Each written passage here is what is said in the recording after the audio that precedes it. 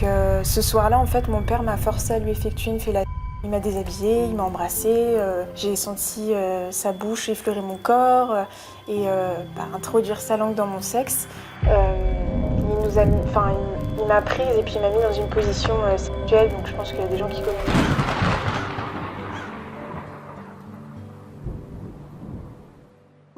Merci beaucoup Aliénor d'être là, ça me fait trop plaisir. Merci à toi, merci pour ton invitation, je suis très contente. Aujourd'hui on est là pour parler de ton histoire, Aliénor. Tu as été victime à l'âge de 8 ans d'inceste par ton père. J'afficherai évidemment à l'écran pour les personnes qui seraient victimes de ça des numéros que vous pouvez appeler, car je trouve ça important d'en parler à des personnes. Si vous n'arrivez pas à en parler à des personnes proches de vous, je mettrai ça évidemment, ça pourrait être cool à disposition. Merci beaucoup.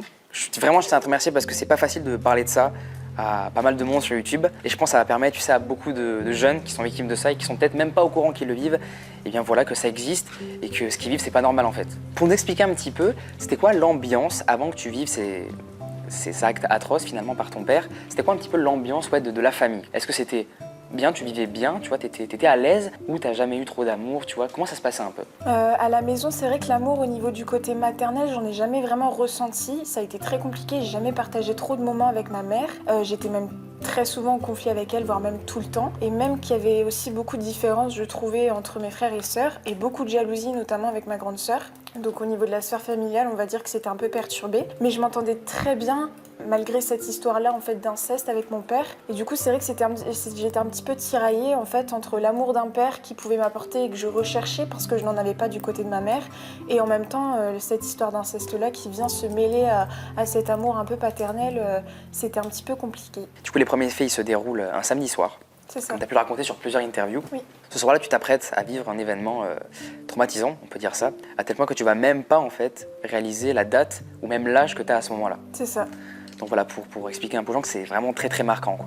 C'était quoi la relation du coup que tu entretenais avec ton père? Comment tu pourrais nous la décrire en fait? Alors je trouve qu'on avait une relation qui était assez fusionnelle. Je pense que je pouvais assez facilement me confier à lui, mais sans trop non plus, parce que avec cette histoire vraiment et ce fait d'inceste qui a pu être fait tout au long de mon enfance, si je puis dire, ça a été compliqué de savoir qu'est-ce que je pouvais dire et qu'est-ce que je pouvais pas dire, qu'est-ce que je pouvais partager et pas partager non plus à mon père. Donc je pense que j'ai vraiment eu une complicité avec lui comme un père peut avoir avec sa fille, mais il y avait aussi des événements et notamment des agissements qui ne sont pas censés se faire avec son enfant. Donc je pense que j'étais quand même assez proche de lui, on rigolait pas mal, mais il y avait quand même une barrière qui était mise aussi. Est-ce qu'il y avait des signes avant-coureurs de ça, qu'elle allait prévoir justement ça dans son comportement, dans ses agissements avec toi, ou pas? Alors j'ai jamais ressenti un événement marquant avant ou un petit détail qui aurait pu me faire comprendre que, parce que je pense que je l'aurais détecté bien avant en fait. J'aurais pu savoir exactement si se serait passé quelque chose de différent, d'ambigu, de bizarre. Je l'aurais ressenti un petit peu avant ce fait-là du samedi soir. Mais j'ai pas ressenti en fait quelque chose avant ce fameux soir. Est-ce que tu peux nous raconter justement du coup ce fameux événement du samedi soir ou pas? Oui. Alors, donc c'était un samedi soir, et donc je vais préciser pourquoi je sais que c'est un samedi soir. C'est que le programme télé, donc à l'époque c'était Danse avec les stars, et j'aimais énormément ce programme télé, donc je voulais impérativement le regarder. Et ma mère était partie à une soirée Tupperware avec ma grande sœur. Donc au domicile, il y avait mon frère qui était présent, mais qui était dans sa chambre. Et ce qu'il faut savoir, c'est que ce soir-là, mon père regardait un programme télé en bas. Un film de guerre, enfin voilà, c'est pas super doux, donc moi je préférais monter en haut, regarder le programme, et j'avais demandé en amont si je pouvais monter dans la chambre familiale pour savoir si je pouvais regarder ce fameux programme télé avec l'accord de mon père et de ma mère. Et j'entendais en fait dans la chambre comment mon père était, s'il était en bas et dans quelle pièce il était, donc je pouvais le situer un petit peu. Et j'ai senti qu'il était en bas en train d'éteindre la télé. Il faut savoir qu'il était déjà en train de boire du vin, donc mon père avait une tendance à quand même consommer de l'alcool. Mais donc ce fameux soir, il sentait vraiment fort l'alcool, et en fait il est monté se brosser les dents. Donc je l'ai entendu aller dans la salle de bain se brosser les dents, et j'ai senti en fait quelque chose en moi qui m'a dit « Oula, il va se passer quelque chose de bizarre ». Donc quand il est arrivé dans la chambre, il m'a dit « Tiens, tu es toujours là ?» Et effectivement, j'étais toujours là parce que forcément, l'émission n'était pas terminée. Donc de là, il m'a prise et puis il m'a mis du côté où ma mère dormait. Et puis s'en est suivi des gestes tendres d'amour, si je puis dire. Normalement, une relation entre adultes consentants, qui aurait dû se passer, sauf que là, c'était avec une enfant de 8-9 ans, quoi. Donc ce soir-là, en fait, mon père m'a forcé à lui effectuer une fellation. Et il y a eu donc notamment des gestes, il m'a déshabillée, il m'a embrassée, j'ai senti sa bouche effleurer mon corps et introduire sa langue dans mon sexe. Il m'a prise et puis il m'a mis dans une position sexuelle, donc je pense qu'il y a des gens qui connaîtront, mais le 69, pour justement lui effectuer une fellation. Et ce soir-là, en fait, je n'avais aucune notion de où j'étais et comme si mon esprit, en fait, mon corps était présent, mon esprit était au-dessus de mon corps et que je m'étais dit, ok, Ali, là, si tu veux savoir que c'est vraiment vrai, pince-toi. Et en fait, je me suis dit instinctivement, pince-toi. Et discrètement, je me suis pincé en fait la main. Et volontairement, je me suis dit, fais-toi mal, quoi, pour vraiment réagir et pour vraiment savoir que c'est vraiment vrai. Parce que j'avais tellement peur que ça soit dans mon imagination. Quand j'ai réalisé que c'était vrai et que je n'étais pas en train d'imaginer une scène ou quoi, mon corps a réagi avec du dégoût. Donc j'ai eu en fait envie de vomir parce que durant cette fellation, un liquide est sorti en fait de son pénis et du coup je l'ai regardé et je lui ai dit mais c'est quoi ça? Et de là il a essuyé avec son pouce un peu brutalement et m'a dit c'est rien. Et j'ai eu un dégoût en fait, j'ai eu envie de vomir quoi. Donc je me suis dit sur le moment, en fait la seule sensation que j'avais envie c'était de mourir à cet endroit et, au moment même parce que mon corps était tellement traumatisé et je ne comprenais pas ce qui venait de se passer, que je ne pouvais plus avoir aucune notion de mon corps et je ne pouvais plus rien faire. Donc du coup, le seul réflexe que j'ai eu, c'était de lui dire j'ai envie de vomir et je suis partie courir aux toilettes. De là, après, il s'est posé derrière moi, il m'a demandé si je voulais vomir. Je lui ai dit que oui. Il m'a demandé est-ce que tu veux que je t'aide à vomir et en m'insérant les doigts dans la bouche. Et je lui ai dit que non parce que j'étais tellement écœurée en fait qu'il me soit oppressé sur ma personne. Je me sentais pas du tout en sécurité pour pouvoir respirer tranquillement et pour pouvoir me reposer un petit peu. Je me sentais trop vraiment soumise à lui quoi. Donc j'ai pas réussi en fait à vomir. Et donc de là, mon père après m'a ramenée en fait dans la chambre parce que je dormais à l'époque avec ma grande sœur et je suis partie me coucher en fait et puis il m'a demandé en fait est-ce que tu veux que je te réchauffe et je lui dis que non. Donc il voulait dormir avec moi pour me réchauffer dans un lit une personne. Et quand il a fermé la porte, ma mère est rentrée peu de temps après et je lui ai entendu dire Aliénor ne se sent pas bien, elle a l'air d'être malade. Et ça m'a vraiment... je me suis dit, ok, repose-toi, là, t'as juste besoin de te reposer. C'est comme si je venais... En fait, j'ai tellement vécu un gros choc traumatique que je n'avais plus envie de m'occuper de ce qui allait se passer après. Je voulais vraiment me concentrer sur c'est un mauvais cauchemar, entre guillemets, tu vas te réveiller le lendemain et tout va bien se passer et tu vas retrouver une vie complètement normale, quoi. Et du coup, le lendemain matin, ça a été quoi le réveil du coup? Le lendemain matin, le réveil était un peu brutal dans le sens où j'avais réalisé parce que j'ai regardé mon poignet, j'ai vu que j'avais encore la petite marque de mon pincement avec le peu d'ongles que j'avais et je me suis dit mais en fait c'est vrai quoi.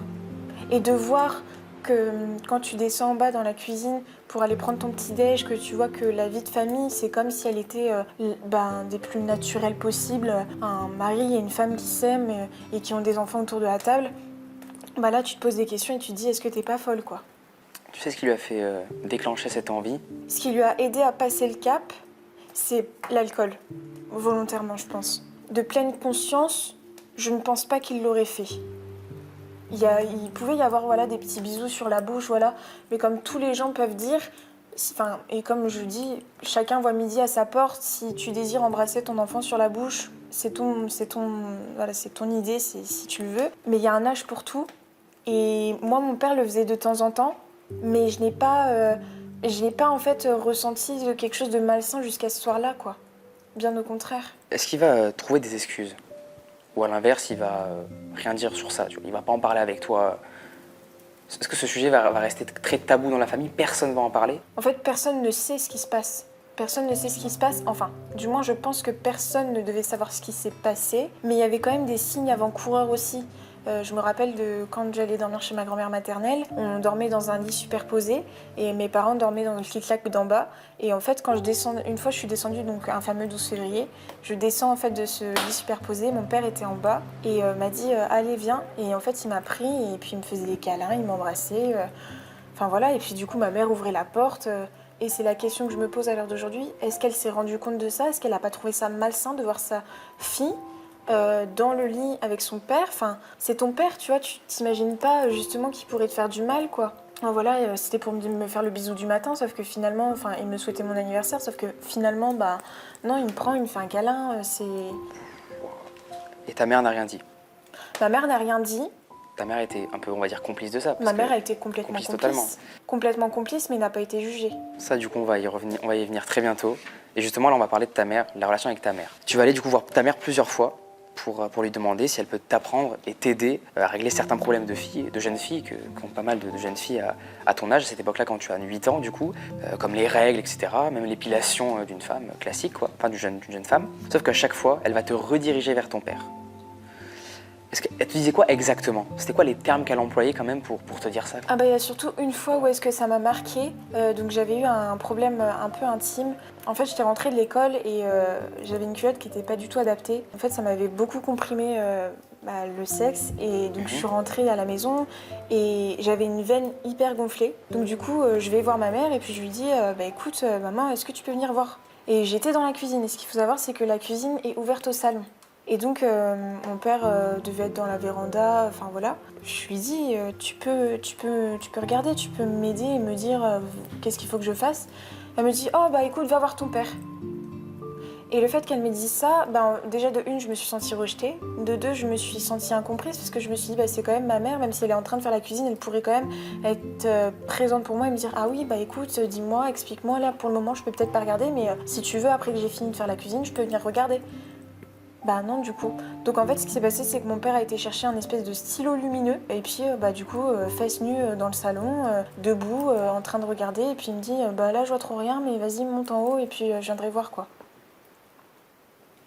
Donc ça a été un peu complexe dans le sens où à l'instant T même je savais que c'était pas bien. Comme ma mère n'est pas venue en fait me voir et me dire ce qui se passait et le problème en lui-même, je me suis rabattue sur mon père parce que j'avais un problème. Donc je pouvais pas avoir quelqu'un d'autre hormis lui qui voulait m'aider quoi. Donc là, sinon il y a eu un autre fait aussi. Je m'étais rasée parce que ce qu'il faut savoir c'est que ma mère en fait m'a jamais envoyée chez l'esthéticienne alors que je lui avais déjà demandé en fait de prendre rendez-vous chez l'esthéticienne. Et ma sœur a eu une mauvaise expérience chez l'esthéticienne donc en fait moi j'expliquais, je disais voilà j'ai envie d'aller me faire épiler quoi. Et puis ma mère oui, non, on verra ça plus tard. Donc quand on allait faire les courses, c'est mon père qui prenait les bandes épilatoires et puis la crème épilatoire pour le maillot. Et moi j'avais pas envie, il y a de temps en temps où j'avais pas envie de passer par les mains de mon père parce que je trouvais ça vraiment malsain. Et notamment une fois où je me suis rasée, donc au rasoir, j'avais vraiment la peau un peu à vif quoi, donc j'avais un peu forcé dessus. Mon père était venu me voir dans la chambre et il m'avait appliqué du lait. Et en fait, ce soir-là, quand il est rentré dans ma chambre, il m'a demandé de m'allonger par terre. Donc j'ai trouvé hyper bizarre en fait la demande de me demander de m'allonger par terre. Donc j'exécute quand même parce que c'est terrible mais c'est voilà, ton c'est père, terrible quoi. Mais c'est quand même mon père. Et donc il me dit voilà je t'applique le baume machin. Il me le met et en fait il y avait une pile de linge à côté par terre et il y avait une thé d'oreiller. Il me prend la thé d'oreiller et il me la met sur les yeux. Et au début alors personnellement, quand je suis gênée de la situation, je peux vite rigoler nerveusement ou faire un faux rire, un semblant de rire pour exprimer un petit peu ma gêne. Et donc je lui exprime un peu ce rire-là en disant non et en repoussant comme ça. Et de là, il me plaque les mains et me dit tu la gardes. Et quand il me dit ça, tétanie quoi, je peux pas bouger, je lui ai clairement dit non que je ne voulais pas. Et en fait, je sens son doigt inséré dans mon vagin. Là, je le sens. Voilà, j'ai pas de rapport sexuel, j'ai aucun rapport à mon corps, donc je sais. Et là, d'autant plus que là, tu me fermes les yeux, forcément, mon sens va se développer sur le toucher. Donc, j'ai très bien senti. En fait, j'ai senti vraiment son doigt, quoi. Et il est parti après de la chambre, quoi. Est-ce que ton père, est-ce que tu sais, même si c'est dur de peut-être de le savoir, est-ce que ton père va en parler à ta mère? Eux deux vont parler un petit peu de notre intimité dans le sens où ils vont parler du fait que on sait, enfin voilà, de l'épilation, parce que ma mère donc dira en fait, moi je l'ai su plus tard, mais ma mère aura dit dans son audition à la gendarmerie qu'elle ne savait pas s'épiler et que du coup elle préférait que ça soit en fait son mari qui le fasse. En sachant que mon père nous épilait à la crème épilatoire quoi, parce que j'ai notamment un fait un fait assez traumatisant et d'où le fait que je ne voulais pas me faire épiler par mon père, c'est que ma sœur s'était fait épiler le maillot par mon père et je l'entendais hurler. Et ça m'a traumatisée parce que je me suis dit, mais en fait, je veux pas du tout vivre ça, quoi. Enfin, déjà, l'épilation, quand on est une femme, c'est pas forcément quelque chose qu'on apprécie faire. Mais là, pour le coup, c'était encore plus traumatisant. Donc je me suis dit, ben non, en fait, je veux pas. Je veux que ce soit quelqu'un d'autre qui le fasse, quoi. Donc ma mère était quand même au courant des épilations, parce que c'est quand même mon père qui le faisait. Notamment, je me souviens d'une fois, un soir, mon père nous a demandé à ma sœur et moi de monter dans la salle de bain parce que du coup, on lui avait demandé de s'épiler le maillot. C'était à notre demande. Bah oui, forcément, moi, j'avais pas le droit de prendre rendez-vous. Enfin, voilà, je pense que là, on est arrivé vers l'été. Et puis, du coup, bah, on était toutes les deux, les jambes écartées au bord de la baignoire. Puis on s'est regardés, quoi. Donc avec ta sœur, c'est ça? Avec ma sœur, et on se parlait normalement, mais tu vois, avec du recul, je me dis, mais en fait, est-ce que c'était vraiment tolérable? Je sais que non, ça l'était pas, mais je sais que ma sœur a vécu ça avec moi. Donc ça me... Ça te confirme que c'est pas faux. Voilà, c'est ça. Le fait que je n'étais pas que toute seule non plus. Quand mon père enlevait la crème épilatoire, moi, il y a une fois où est-ce que il m'avait... il m'avait pas mis de gants, quoi. Donc il touchait en fait avec ses mains, mon sexe avec ses mains, quoi. Est-ce que tu vois un rapport avec ta mère de la complicité? Ou pas du tout, ça va être vraiment très froid depuis vraiment le début de ta naissance, quoi. Eh ben, ce qui est assez fou, c'est que je n'ai aucun souvenir ou aucun moment de tendresse avec ma mère.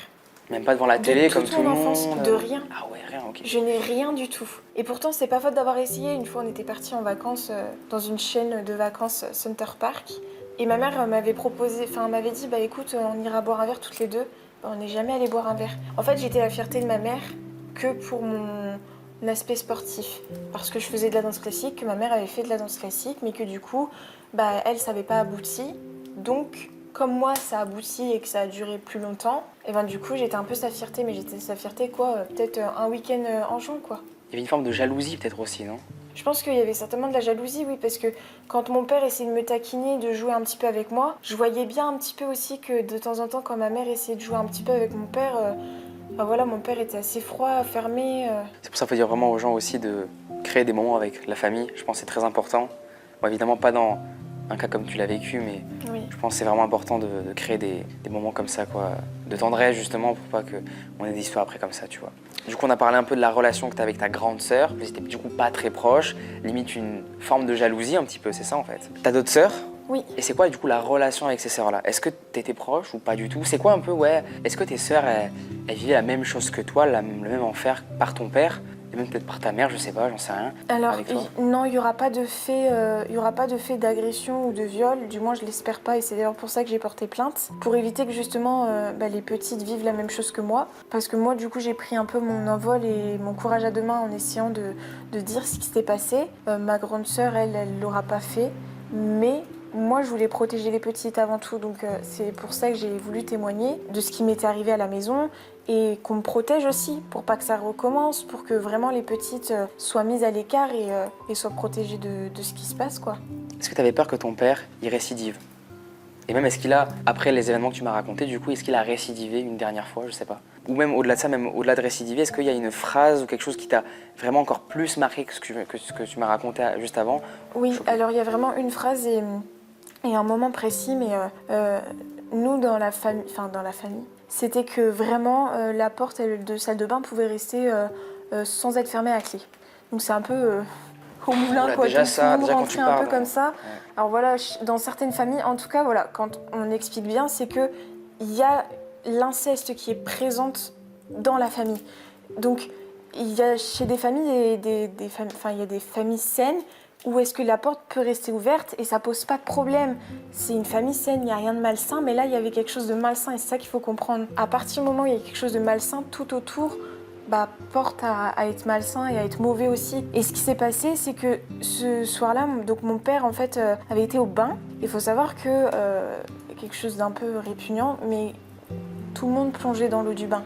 Donc moi, je me suis baignée la dernière et donc dans les poils, dans le sébum, dans le shampoing, dans tout ce que tu veux. Donc le mur était vraiment collé et c'était comme du placo.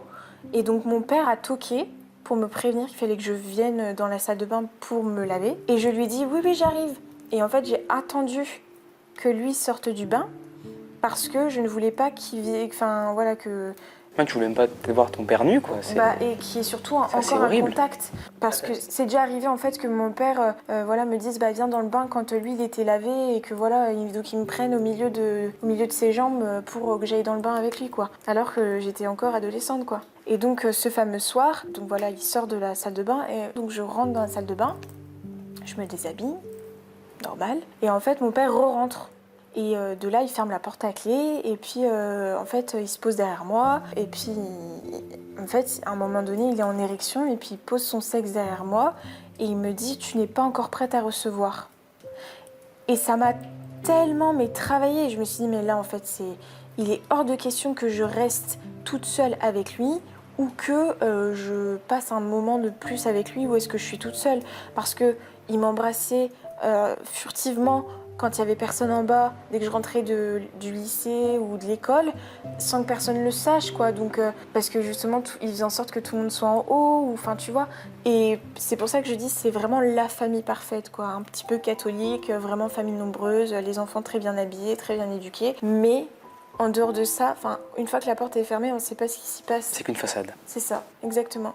On va parler maintenant de la relation que tu as pu avoir avec des garçons, parce que tu l'as vécu différemment évidemment que toutes les autres petites filles finalement. Est-ce que tu as pu avoir confiance avec d'autres garçons ?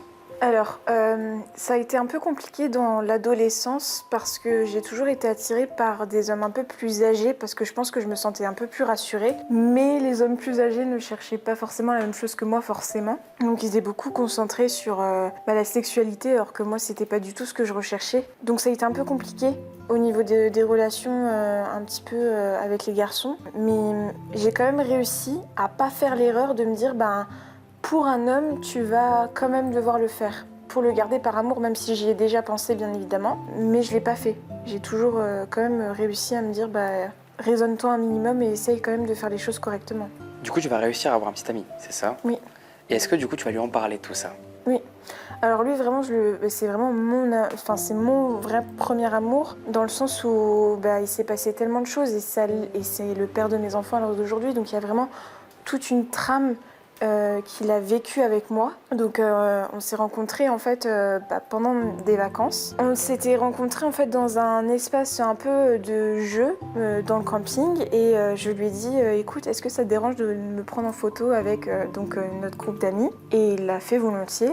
Et en fait, peu de temps après, je l'ai recontacté parce que moi, je n'avais pas de téléphone. Donc ça, pour vraiment contextualiser le fait que j'étais vraiment renfermée et que je ne pouvais pas en parler et en parler surtout à personne, c'est que je n'ai pas eu de téléphone pas avant mes 15 ans. Ah, ils te privaient de... tes parents j'avais de pas, tout, quoi. En fait, je n'avais pas le droit. Ils estimaient que un téléphone n'était pas important. Je n'avais pas de réseaux sociaux. J'avais juste Instagram, mais c'était sur ma tablette. Donc j'ai contacté mon vrai premier amour sur Instagram par message, quoi. Trop bien. C'était un peu la honte à l'époque quand même, parce que quand t'es dans un camping, que t'es ado, tout le monde te demande « c'est quoi ton numéro ?» Tu vois, tu t'es vite gêné de te tablette, dire « Ah ouais, si vous voulez. » Voilà, c'est exactement ça. C'est ça. Exactement.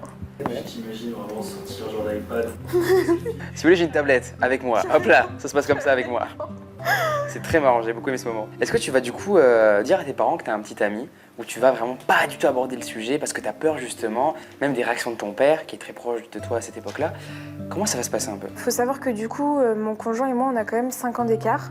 Donc quand je l'ai rencontré, en fait, j'avais 14 ans et je l'ai fait galérer pendant 1 an et demi à peu près parce que je savais qu'à 14 ans, je pouvais pas sortir avec un homme qui en avait 19, quoi. Donc c'était pas... 18-19, c'était pas possible. Donc du coup, et puis moi, comme je connaissais un peu les relations intimes, donc le rapport au sexe, entre guillemets, tu peux le dire, t'inquiète. avec mon père, du coup, c'était hyper complexe de se dire, en fait, je vais vivre la même chose avec un autre homme, quoi. Pour moi, ça devait pas se passer comme ça et les choses étaient très mal faites. Donc j'avais plus envie de me concentrer sur vis le moment où la personne t'aime, tu l'aimes, tu passes du bon temps avec, ça se passe bien. Donc c'est vrai que j'en ai pas parlé à mes parents tout de suite. Je me suis d'abord confiée à ma sœur. En fait, mon conjoint, j'ai quand même fait galérer parce que, mine de rien... T'avais peur en fait. Oui, voilà, Est-ce qu'il y avait une peur, en vrai. Ah oui, c'est sûr, il y avait une peur. Et puis, en plus de ça, il était quand même majeur. Donc, ça entraîne beaucoup de conséquences. Donc, nous, on s'était renseignés en amont, en fait, pour se dire, écoute, si jamais on fait quoi que ce soit ensemble, il faut que tu es au-dessus. Donc, avant, c'était 15 ans et 3 mois. Maintenant, au niveau de la maturité sexuelle. 16 ans, je crois, si je dis pas de bêtises. Peut-être à vérifier au montage, je vérifierai ça au montage. C'est 15 ans.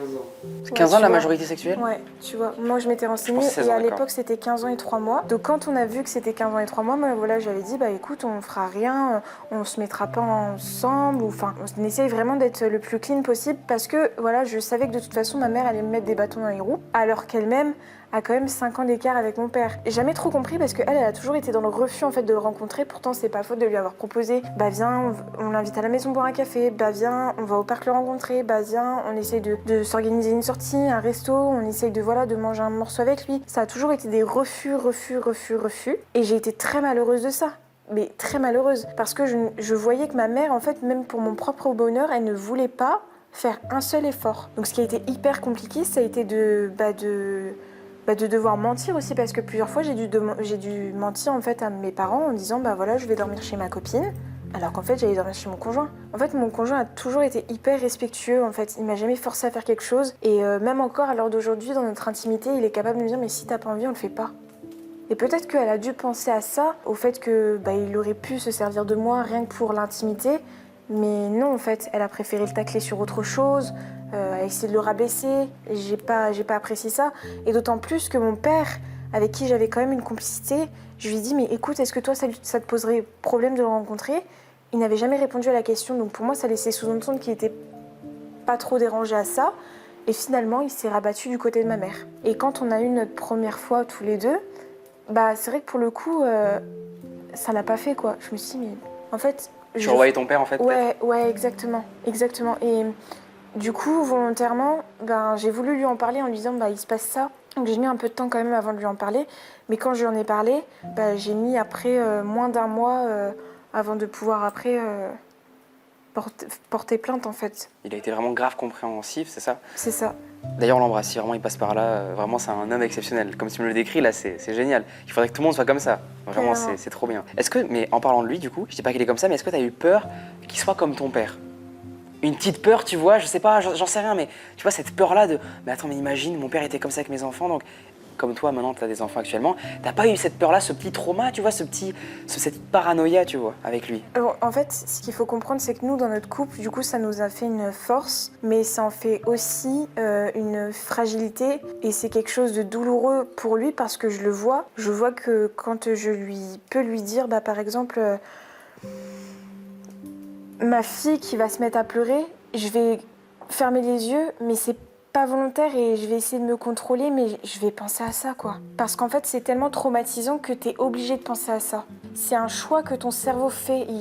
Il a été traumatisé et matrixé par un truc, donc en fait, il va refléter en fait ce truc-là. Donc forcément, oui, j'y pense. Et je vais pas réussir à me dire, par exemple, si mon conjoint dort avec ma fille, je sais que mon conjoint, il fera rien.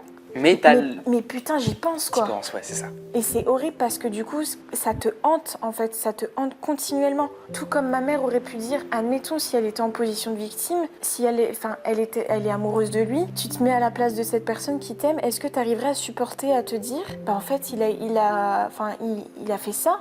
Ton cerveau, en fait, il faut qu'il assimile qu'il a fait. Il y a des gens qui sont en capacité de pouvoir vraiment être en position de force et ils vont réussir. Et t'as des personnes qui vont être tellement abasourdies parce qu'ils sont amoureux de la personne, qu'en fait, ils vont pas réussir à réaliser. Ta mère ne réalisait pas, tu penses? Elle était aveuglée par... Je pense que oui et non.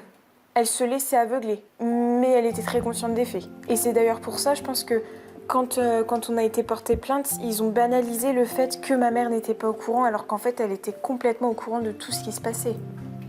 C'est sûr. Ça va être quoi, du coup? On n'a pas trop abordé ce sujet-là, et je trouve ça super important. Le rapport avec ton corps. Tu vas le connaître, du coup, toi, de manière différente. Malheureusement, c'est terrible. Ça va être comment? Est-ce que tu peux nous expliquer un petit peu, tu vois, tes premières découvertes? Alors déjà, il faut savoir que moi, j'ai eu mes règles très tard, dû au traumatisme. Et du coup, le rapport au corps, il a jamais été très agréable, tu vois. Comment tu peux aimer un corps qui ne t'appartient pas vraiment? Ah, parce que pour toi, il appartenait vraiment à ton père, quoi. Oui. Parce que c'est lui que t'avais En fait, je me considère vraiment comme, enfin, je me considérais vraiment comme un objet sexuel, tu vois. Me dire, bah, je suis l'objet de telle personne. De ton père, en plus, c'est terrible, c'est horrible. Oh là. Donc du coup, j'ai jamais eu de plaisir en fait. Tu vois, les premières relations intimes avec mon conjoint, C'était compliqué ça d'ailleurs ou pas? ouais, très compliqué parce qu'en fait, mon conjoint est un peu, au niveau de son torse, c'est un peu poilu. Et du coup, mon père l'était, tu vois. Et bam, je vais rajouter ça, tu vois. Faire une comparaison, paf. Et pareil dans l'intimité, du coup, et même encore à l'heure d'aujourd'hui, hein, je te le dis honnêtement. Ah, ça des m'a- fois t'as peur encore? Ah oui, oui, oui, complètement. Mais quand je te dis qu'en fait, c'est un travail qui va se faire, je pense, sur plusieurs années, c'est le temps que le traumatisme se... On se libérera jamais de ça, mais je pense qu'on peut en guérir. Je pense que le temps guérit de fou. Il faut que j'estime que ça soit à moi de le faire. Parce que personne ne peut m'aider. Il n'y a que moi qui est en capacité de pouvoir dire et de pouvoir... Ouais, juste mettre un stop à ce trouble, en fait, de toujours vouloir comparer. Maintenant, Aliénor, on va venir à l'étape du procès, qui est une étape très importante dans cette histoire, dans cette affaire. Et c'est le 31 mars 2018 que tu vas porter plainte. Tu vas être chamboulé par cette décision. Ça va vraiment être une grosse étape de ta vie. On sait tous que c'est très compliqué de prendre cette décision-là, d'ailleurs, quand on est la victime. Et pourtant, toi, tu vas le faire. Tu vas avoir ce courage-là. Ça va être quoi l'incident qui va te faire dire « là, c'est chaud, il faut vraiment que je porte plainte », car ça risque d'être très grave après ce qui peut se passer, ou même pour mes sœurs. Ça va être quoi vraiment l'incident qui va tout faire chambouler? C'est un incident hyper banal, si je puis dire, mais je devais rester en vacances,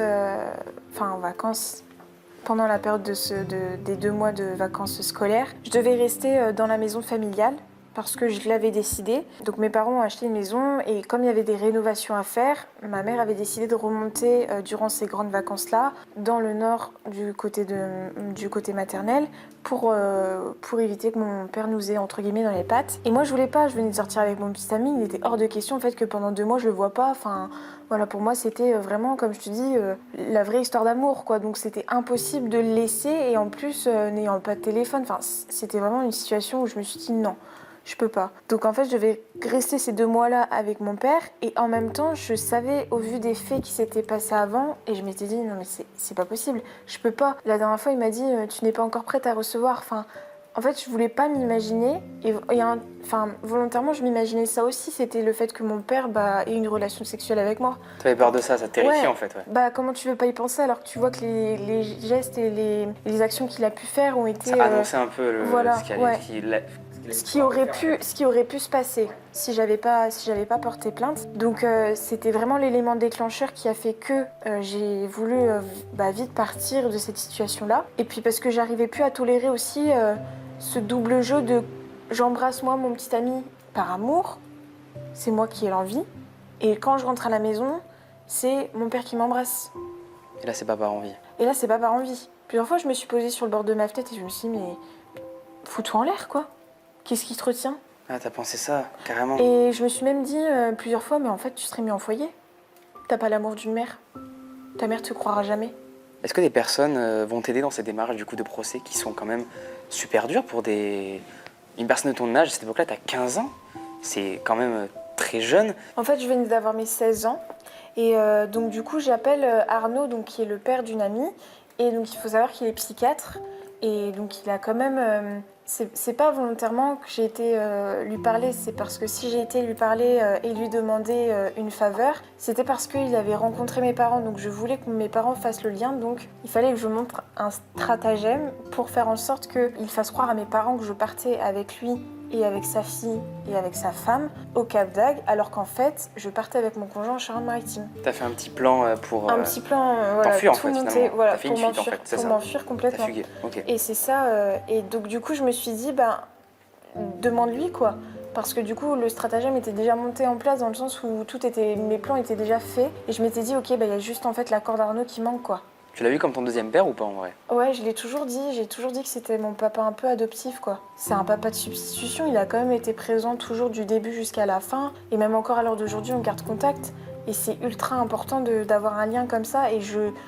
Mais franchement, je ne peux même pas dire à quel point je suis contente d'être tombée sur lui. Vraiment.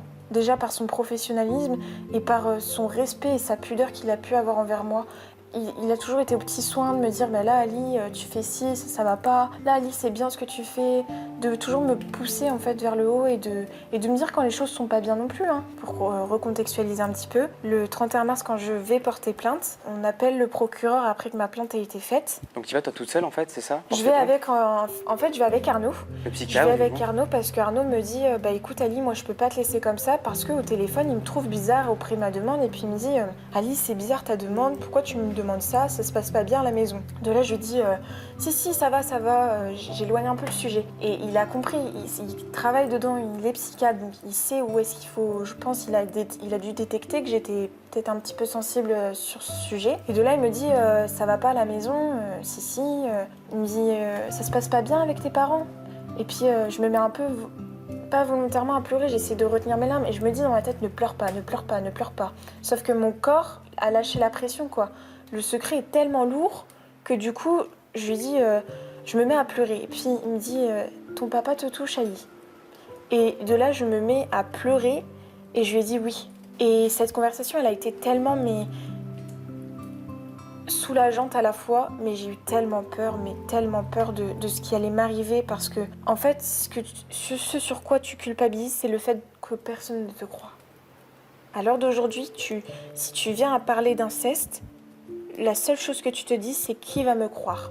Est-ce qu'on va me croire ? Est-ce que je suis crédible ?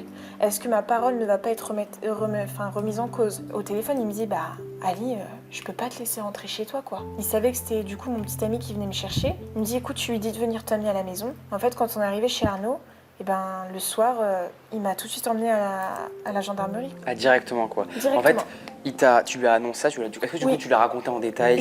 Non, pas en détail. Pas en détail. Pas en détail. Il savait pas exactement tout non plus dans les détails. Et directement après, bam, tu vas. Je vais porter plainte Porter du coup plainte. avec lui, avec son soutien, avec le soutien de mon conjoint, parce que forcément mon conjoint a dû être auditionné, Arnaud aussi, en preuve quoi. Parce qu'il faut savoir qu'à 16 ans, tu peux aller porter plainte, mais là moi, j'ai été encore plus soutenue avec l'appui de deux majeurs entre guillemets quoi. Et j'avais plus aucune notion du temps. En fait, Arnaud avait pris mon téléphone, il avait coupé mon téléphone, il l'avait mis en mode avion pour que je reçoive aucune notification. Donc on a appelé la gendarme a appelé le procureur de la République pour demander, écoutez, on a une enfant qui vient, une adolescente qui vient pour telle raison. Et le choix était de qu'est-ce qu'on fait de cet enfant parce qu'on peut pas me laisser repartir à mon domicile, donc il faut me mettre en sécurité. Et de là, Arnaud se propose de dire, moi je veux bien la prendre le temps qu'on lui trouve un endroit, une place, pour qu'elle soit prise en charge. Donc j'ai passé une ou deux nuits, je me souviens plus très bien parce que c'était vachement intense et ça a été compliqué parce que la première nuit en fait quand je suis rentrée, j'ai passé ma nuit à pleurer, mais continuellement. J'étais tellement bouleversée que je me suis dit là j'ai trahi la confiance de mon père, je l'ai déçu, là je vais lui faire du mal. J'ai complètement eu le contre-coup et la deuxième nuit, j'ai vraiment espéré que ma mère m'appelle et qu'elle me dise qu'est-ce qui se passe, explique-moi.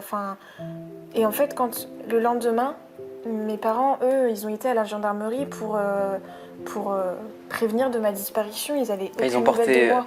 Ouais. Ils ont dit que tu avais disparu. Voilà, c'est ça. Et en fait, le monsieur a tapé dans le registre, en fait, Aliénor, machin. Et en fait, il a vu que moi, j'avais été porter plainte. Oh là là. Parce qu'ils ont pas... En fait, moi, j'ai porté plainte dans la ville, entre guillemets, et mes parents ont été dans le petit village. Et en fait, tout de suite, ils ont vu que... j'avais porté plainte contre mon père, quoi. Pour des faits d'agression et de viol. Ça va être quoi l'écart qu'il va y avoir entre le procès et le verdict du procès? Ça se passait pendant combien de temps en fait? Il y aura 4 années d'attente au total pour qu'il y ait en fait durant toute la procédure, donc entre l'audition, donc le 31 mars 2018 jusqu'au 13 janvier 2022, il y a quand même à peu près 4 ans. Et ça a été long, mais du coup, il n'y a pas eu en fait, durant la procédure, il y a eu donc une confrontation et il y a eu des expertises psychologiques. Il n'y a pas eu d'expertise gynécologique. Qui a été faite du coup sur ton père, pour préciser aux gens du coup. Et une expertise aussi psy, sur moi, dans le sens où c'est important en fait qu'on fasse à la fois le présumé coupable et la présumée victime pour voilà analyser qui est qui. Donc en fait moi vraiment on a repris toute ma vie, tu vois. On m'a demandé d'où je venais, qui était qui. On m'a fait des tests de peinture où on me dit alors là tu vois quoi. Enfin ça a été hyper Précis. ouais. Et on retrace toute ta vie et en fait à partir de ça on pourra dire si oui ou non ou il y a des traumas. Moi, du coup, effectivement, il y avait un post-traumatique à forte intensité. Évidemment. Est-ce que c'était du coup l'événement que tu nous as raconté au début? C'était celui-là? C'est ça. Le premier, ok. Ça va être quoi l'ambiance? Est-ce que même tu as été au courant de l'ambiance de la famille pendant ces 4 ans? Parce que est-ce que tu vas même voir tes parents pendant ces 4 ans-là? Tu vas être en communication avec eux ou justement pas tellement? Est-ce que même Arnaud, tu vois, va communiquer avec eux? Alors, faut savoir que du coup, ma mère, elle a toujours détesté Arnaud, du coup, à partir du moment où est-ce qu'il a pu vraiment me prendre sous son aile. Et donc, elle a toujours rabaissé. Enfin, voilà, elle se gênait pas de me dire des choses. Moi, ça me passait au-dessus de toute façon, donc voilà. Mais c'est vrai que l'ambiance à la maison, en fait, ma mère a complètement relâché tout. Et je pense qu'elle a eu très peur de perdre son mari, ce qui paraît logique. Mais c'est aussi l'image de la famille, tu vois. C'est de la famille catholique, comme je dis depuis le départ, bien habillée, etc. Il peut pas se passer ça. C'est impossible. Ça se passe pas dans Personne le genre n'aurait de pu famille. penser ça en fait. Bah voilà. Et ça a été aussi le jour du procès, mon père a pu dire que parce qu'on n'avait pas voulu, ils n'avaient pas voulu rencontrer mon petit ami, que j'étais une enfant difficile, capricieuse. Dans tous les cas, les juges l'ont très bien vu, non? Voilà. Ils n'ont pas été dupes et je pense qu'ils ont quand même vachement écouté. Enfin, je sais pas, peut-être que tu peux nous raconter ça justement. Le juge, qu'est-ce qu'il a dit? C'était quoi le verdict en fait de tout ça, toute cette histoire en fait, avec ton père? Alors, le verdict, c'est que du coup, mon père a été jugé coupable pour les faits. Et donc moi, en fait, quand j'ai porté plainte, donc c'était sur agression et viol. Il y a une requalification des faits qui a été faite parce que le viol a été requalifié en agression sexuelle. Pourquoi? Parce que ils ont estimé que le dossier, c'est pas qu'il manquait de preuves, mais ils avaient peur que mon père ne prenne pas assez au niveau de la peine. Donc ils ont préféré requalifier le dossier et donc éviter qu'il parte aux assises pour qu'il parte en correctionnel et être sûr que mon père soit jugé. Ce qui a été dur, c'était de reparler de ça et de voir aussi un peu la souffrance, mais en même temps il savait ce qui s'était passé et du coup ça m'a un peu rassurée dans le sens où je me suis dit ouais je suis pas folle en fait. Donc il a clairement avoué que oui il avait fait ça quoi. Parce que le jour du procès, quand on lui a demandé s'il se souvenait de certaines choses, il a dit qu'il se souvenait effectivement que j'avais eu envie de vomir. Il a nié, tous les autres trucs. Il a nié, voilà. Alors il pouvait dire que voilà, il mettait des gants pour les épilations, enfin voilà. Il s'est fait recaler de toute façon avec les juges. Hein. Les juges lui ont clairement dit vous n'êtes ni gynécologue, enfin vous n'êtes pas médecin quoi. Il s'est vraiment fait recaler et ma mère aurait dû être présente. En fait, je pense que ma mère, elle aurait dû être présente et sa présence aurait dû être obligatoire. Cette dame, elle a une importance en fait dans l'histoire. Et elle aurait dû me protéger et elle n'a pas fait. Depuis le départ, elle joue au jeu des échecs finalement, tu vois. Elle a mené son petit pion de façon à elle ne pas être punie par la loi, quoi. Donc mon père, à l'issue de ce procès, il aura pris donc 4 ans. Donc sur les 4 ans, il y a 2 ans qu'il a pris ferme. Et il y a 2 ans de sursis. Les sursis, c'est non obligatoire. Donc ça veut dire que si tu respectes les 2 ans, c'est bon. Mais t'as 2 ans où est-ce que t'es un petit peu en contrôle quand même. Tu sais les contrôles qui vont être faits sur ton père ou pas? C'est juste aller une fois par semaine par exemple, ou une fois tous les 3 jours se pointer à la gendarmerie. Pour quelle raison? Voilà, pour dire voilà, je suis bien là, je respecte bien le truc. Il faut savoir que le soir même, tu ne sais pas la peine réelle qu'il va prendre. Tu sais qu'il est coupable et tu sais les peines qu'il peut avoir. Mais tu n'es pas sûr de la peine exacte. Donc il repasse devant un juge des peines, donc 1 mois après. Donc nous, il est passé le 14 février, donc le jour de la Saint-Valentin en plus. Et il repasse devant ce juge-là pour établir la peine définitive. Et là, du coup, c'est savoir si c'est prison ou si c'est bracelet électronique. Il faut savoir que moi, mon père, il a fait du coup 1 ou 2 mois, si je me trompe pas, en détention. Donc c'est prison, c'est ça? Donc il a fait la prison. Il a fait la prison, mais comme il est présumé innocent, et tant qu'il n'y a pas un jugement qui est fait, c'est innocent. Et comme il est présumé innocent et qu'en France on sait que les prisons sont vraiment overbookées, qu'il manque de place, etc.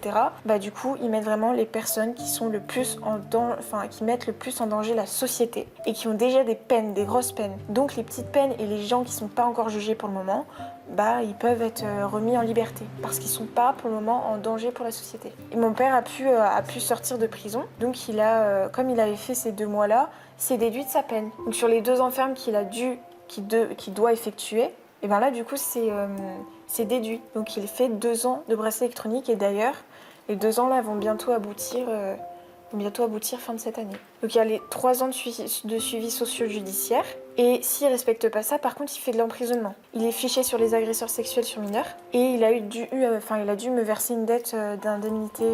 Il s'est excusé ou pas? Non, Ta mère s'est excusée, non? non plus. Ma mère a été mise au courant parce que le soir même j'ai appelé ma mère et ça m'est déjà arrivé de les recroiser. Et là je deviens... En fait c'est mon corps qui réagit mais je deviens blanche. Et donc j'étais avec mon conjoint et en fait j'avais mes filles. Et du coup le fait de savoir que mes enfants étaient là, que lui était dans la même zone de course que moi, j'étais dans un Leclerc et j'ai failli tomber dans les pommes et mon conjoint m'a retenue à bout de bras et m'a dit on sort. Ça montre à quel point en fait j'ai juste peur et que j'ai encore peur d'eux en fait. Parce qu'il y a trop eu de mal de fait. Et d'ailleurs, il faut préciser aux gens, ça c'est, je trouve, super important. Toi, tu as eu du coup un avocat qui a été, alors si je dis pas de bêtises, engagé par l'État, c'est ça? Alors, il a été commis d'office. Ouais, On dit commis qu'il est d'office. commis d'office Ouais. parce que comme j'étais mineure, je suis pas en capacité de pouvoir rémunérer un avocat et de pouvoir... Justement. Voilà, donc c'est une manière de dire, en France, si tu as envie de porter plainte, tu peux. Mais Ça, du c'est coup, important de tu le vas dire. être commis... Enfin voilà, ça va être commis d'office. Et ce qui est important de dire, c'est que malgré le fait que tu es jeune ou quoi, faut pas avoir peur de se dire, je peux pas aller porter plainte. Parce que j'ai pas d'argent. Voilà, parce que j'ai pas d'argent et parce que les gens vont pas me croire. Faut prendre un exemple. Il faut se dire, Ali, elle a pu porter plainte. Elle a eu juste en fait le suivi d'expertise psychiatrique qui a révélé que justement c'était pas une fabulatrice, c'était pas une menteuse, qu'elle avait pas de trouble, qu'elle avait juste un traumatisme à forte intensité. C'est juste ça. Et comme on dit, c'est la parole de l'un contre la parole de l'autre. Et finalement, le jour du procès, ça s'est vu. Tu peux pas me mentir, ça se voit directement. Même une petite fille de 15 ans ne peut pas mentir sur des Comment choses. une enfant, faut m'expliquer, comment une enfant de 8 ans peut savoir qu'un liquide préséminal sort d'un pénis? Impossible. Si on te l'a pas, en tout cas, inculqué, c'est impossible. Donc voilà, c'est pour ça très important, je trouve, de dire ça aux gens, à tous les jeunes qui pourraient me regarder et qui seraient victimes de ça. Vous pouvez porter plainte aussi. Essayez si vous pouvez, si vous avez peut-être le courage de faire ça, avec éventuellement accompagné d'un adulte, ça serait aussi bien. Après, si vous le faites de vous-même, c'est aussi bien. Mais voilà, vous pouvez être accompagné d'un avocat qui est commis d'office du coup par l'État. C'est ça, exactement. Et voilà, vous n'avez rien à payer. Ça, c'est important de le dire, comme toi, tu n'as rien payé. Et c'est le meilleur exemple. Donc ça, voilà, vous avez entre guillemets une petite preuve vidéo pour. Voilà. Après, je sais pas si c'est partout dans tous les pays comme ça, mais en tout cas en France, c'est comme ça, c'est sûr. Donc voilà, vous avez l'info comme ça si vous êtes aussi victime de ça, malheureusement. Ce qu'il faut savoir, c'est qu'en fait, quand le jugement sera passé, en fait, c'est le coupable qui payera aussi des frais de justice. Donc moi, il y avait 813 € à payer pour les frais de dossier et aussi pour mon avocat du coup. Parce qu'il a dû payer en fait un petit peu mon avocate. D'accord. Ton père Aussi, Ton oui. père, ok. Et du coup, est-ce qu'il a dû te virer du coup quelque chose Oui. Un dommage, c'est ça? Oui, c'est ça. Donc en fait, il avait un délai pour me verser une somme d'argent et moi, il m'a versé... Enfin, du coup, il a dû me verser 8 000 €. 8 000 €, d'accord. Ok. Est-ce que ta mère va défendre toi ou ton père? Alors ma mère, elle va clairement défendre mon père du début jusqu'à la fin. Quand j'étais chez Arnaud, du coup, elle m'a appelée et j'étais très terrorisée par cet appel parce que je me suis dit est-ce que je réponds, est-ce que je réponds pas? Et j'ai quand même répondu. Et en fait, elle m'a vraiment dit écoute, qu'est-ce qui s'est passé? Alors qu'elle savait ce qui s'était passé parce qu'elle avait eu une audition. Et du coup, je lui ai dit ce qui s'était passé et je n'ai eu aucun soutien de sa part. Aucun. Et donc du coup, ça m'a un peu traumatisée dans le sens où je me suis dit ouais, donc en fait, elle me croit pas du tout quoi. Elle me croit pas du tout. Et tout au long, en fait, de vraiment mon placement, et même encore à l'heure d'aujourd'hui, elle protège mon père continuellement. Sur les réseaux sociaux, sur Facebook surtout, elle mettait souvent 3 ans jour pour jour, toujours pas de réponse. Elle était persuadée que mon père n'aurait pas été jugé. Et le soir où, quand je l'ai appelé pour lui dire que mon père avait été reconnu coupable, Elle m'a dit ok. Et quand je lui dis il a pris 4 ans, elle m'a dit tout ça. Pour vraiment encore plus appuyer sur le fait qu'elle a voulu protéger mon père, dis-toi que quand je rentrais dans la maison familiale pour rendre visite à mes sœurs, eh ben, il n'y avait que des photos d'exposés de lui, quoi. Et puis moi, mes photos, à l'heure d'aujourd'hui, j'ai récupéré toutes les photos de famille où il y a ma tête. Et maintenant, si on va sur son compte Facebook, bah, je n'apparaîtrai plus dessus. En fait, elle avait un peu une lubie de ton père, en fait. Ça fait limite secte, là, en fait. Ce que tu me racontes, ça fait très sectaire. Et ben, pour le coup, c'est vraiment rester dans cette bulle-là. Et il y a le noyau un peu qui veut foutre la merde, entre guillemets, bah, on l'éjecte. Donc, en l'occurrence, toi, là. Voilà, Enfin, exactement. je dis pas ça, tu Oui, vois, complètement, en mode méchant, mais complètement. c'était pour eux, en tout cas, ce que tu représentais. Est-ce que tes sœurs, toi, elles vont te rendre visite ou pas? Alors, elles me rendent visite, mais comme il n'y a plus de suivi, il n'y a plus de contrôle dessus, donc je me contente de ce qu'on me donne. C'est-à-dire un droit de visite par mois. Oh, on t'a donné un droit de visite à toi par mois? Ma mère me donne un droit de visite. Avant, c'était Parce 2 qu'elle fois a par mois. l'autorité parentale. Elle a encore l'autorité parentale, mais voilà. Huis clos, du coup, pour préciser aux gens, du coup, Prosé va se faire en huis clos, c'est ça? Toi, tu vas demander que ça se passe en huis clos, C'est ça. car t'as pas envie, en fait, que l'affaire soit divulguée pour protéger tes sœurs. C'est un peu ça. Est-ce que tu peux nous expliquer un petit peu cette envie de... Pourquoi, en fait, t'as eu cette envie-là? En fait, la démarche, elle a été mûrement réfléchie depuis le départ, où je me suis dit, si jamais ça vient à partir aux assises ou pas, parce que je connaissais pas en fait le correctionnel, et ben je me suis dit, en fait, moi, je veux que ça soit fermé. Je veux qu'il n'y ait pas de presse, parce que je ne voulais pas que mes sœurs en pâtissent aussi de cette histoire, parce qu'elles ont quand même suivi ça de près, mine de rien, et à leur âge, c'est aussi compliqué. Ça peut mettre un trouble, une gêne. Ça peut même causer peut-être du harcèlement, c'est terrible. Complètement. Et du coup, je voulais pas que ça soit exposé dans la presse, parce que je me suis dit, si un parent voit ça, je voulais pas. Et je me suis dit, c'est mieux de pouvoir en témoigner et de pouvoir prouver avec les petites preuves qu'on peut avoir, comme les documents. Qu'on aura mis du coup dans cette interview, évidemment. Qu'on affichera. On affichera évidemment, mais je ajouterai pas mal de choses évidemment pour ta protection à toi et pour aussi l'anonymat, garder l'anonymat des gens qui t'ont fait cette horreur, mais aussi de tes sœurs. Ah oui, c'est ça que je voulais te dire. Quand j'ai vu que mon père en fait est arrivé le jour de l'audience sans aucune personne et juste avec son avocat, ça m'a fait de la peine, quoi. Tu as eu de la peine pour ton père, carrément? Ouais, j'ai eu de la peine parce que je me suis dit, mais en fait, ta femme prône le fait qu'elle te soutient, mais elle n'a pas bougé un seul petit doigt pour venir te soutenir.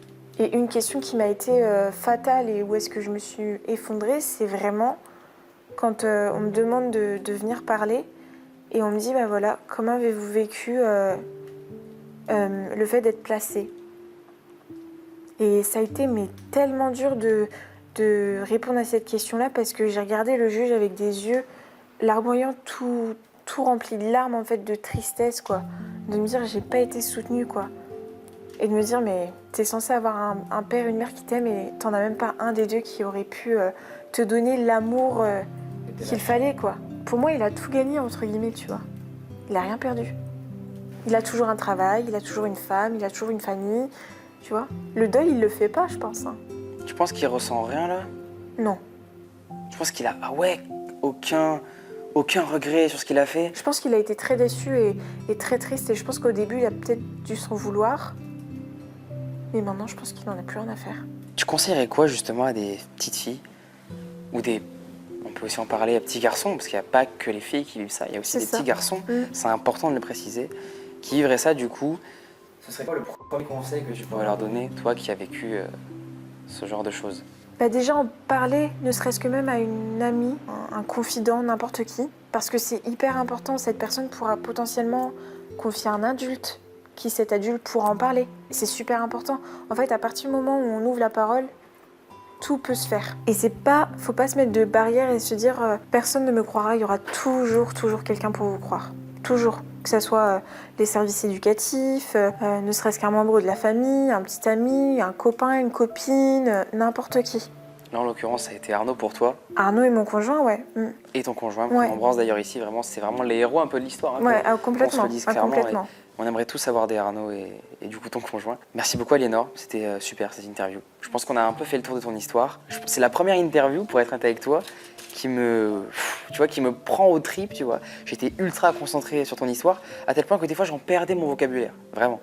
C'était, je sais pas, les gens l'auront peut-être vu, c'était assez spécial, mais en tout cas, c'est très courageux de ta part, et je trouve vraiment, c'est impressionnant quoi. T'as vécu ça et t'arrives maintenant à en témoigner, je trouve ça trop fort les personnes comme toi, tu vois, qui arrivent à dire ça devant une caméra, tu vois. Je trouve ça vraiment impressionnant. Maintenant, on va parler de ton petit projet que tu as. Finalement, est-ce que tu peux peut-être nous en parler un petit peu? Tu as envie peut-être d'écrire un livre sur cette histoire, et en vrai, ça pourrait vraiment le faire parce que ton histoire est juste folle. Et même, pourquoi pas aussi être la marraine d'une association qui, est-ce qu'on peut dire, lutte contre l'inceste? Complètement. On peut dire ça, ouais, peut-être. Oui, complètement. Je te laisse un petit peu la minute, on peut appeler ça la minute d'Aliénor. Je t'en prie, il n'y a pas de souci. Fais un peu ta promo, il n'y a aucun problème. Avec grand plaisir. Le but, ça serait vraiment de pouvoir accompagner, de pouvoir vraiment me déplacer aussi et faire de la prévention dans les écoles parce que je trouve qu'un enfant, notamment moi par exemple, j'ai pas été informée de ce qui pouvait être nocif au sein d'une famille. L'enfant, en fait, quand il est à l'école, il peut justement potentiellement comprendre que ça ne se fait pas, qu'il y a un âge pour tout. Son corps, ça lui appartient, qu'il a le droit de dire non, le droit de dire ce qui se passe aussi, que c'est interdit, qu'il y a des choses qui doivent se faire et des choses qui n'ont pas le droit de se faire. Et je trouve que c'est vraiment intéressant de pouvoir essayer de développer ce côté un petit peu lutte contre l'inceste ou les agressions faites aux enfants et notamment de pouvoir témoigner d'une certaine façon parce qu'il y a un âge et il y a des mots aussi à employer. Mais je trouve qu'il y a vraiment quelque chose qui doit se faire au niveau de la prévention chez un enfant à l'école. Et au moins, ça pourrait aussi aider et faire comprendre aux enfants qu'il y a quelque chose à ne pas faire. Donc si jamais une asso est partante pour que je puisse ne serait-ce que même témoigner et pouvoir apporter mon soutien aussi, je suis partante vraiment pour le coup. Et après, comme projet, oui, pouvoir écrire un livre, ça pourrait être vraiment intéressant. Expliquer aussi à travers tout, parce que mine de rien, ça fait quand même un bon moment qu'on tourne là, mais il y a encore tellement de choses aussi à raconter. Il y a tellement de... Même de personnes à aider, je pense. Oui, complètement. Et ça peut aussi d'autant plus appuyer sur le fait qu'on est parti de rien avec ce dossier et on a pu quand même le monter, mais jusqu'à un jugement, quoi. Évidemment, je mettrai tous les réseaux d'Aliénor pour que voilà, des maisons d'édition, si vous passez par là, n'hésitez pas à directement contacter Aliénor qui vous répondra évidemment très vite, comme elle m'a répondu d'ailleurs et comme elle a accepté très vite cette interview. Merci encore, vraiment, Merci à toi. C'est fou. Merci beaucoup pour cet échange. Nous les amis, on se retrouve très bientôt pour une nouvelle interview. Je rappelle que ce format est disponible en format audio sur Spotify. Voilà, j'aime beaucoup les mettre pour que vous écoutiez ça dans la voiture ou au taf. Je sais que même beaucoup de personnes m'écoutent quand elles se maquillent, les filles. Donc voilà, je trouve ça aussi très, très marrant. Merci beaucoup d'avoir suivi. On se retrouve très vite pour une prochaine vidéo. C'était Léo et Aliénor également, finalement. A plus.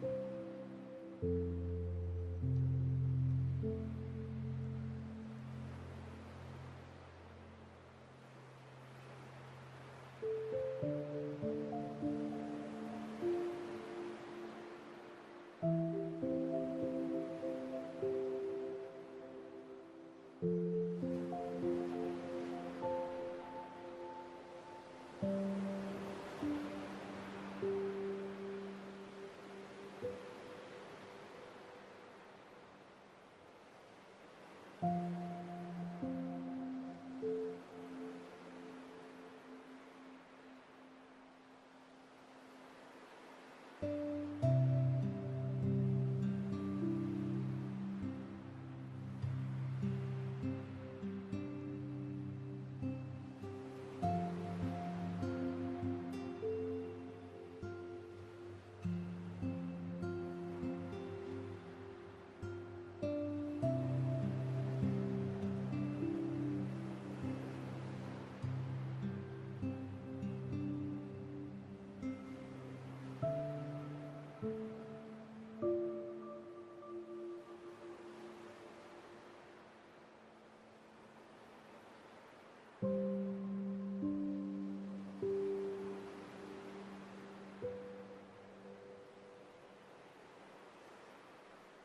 you.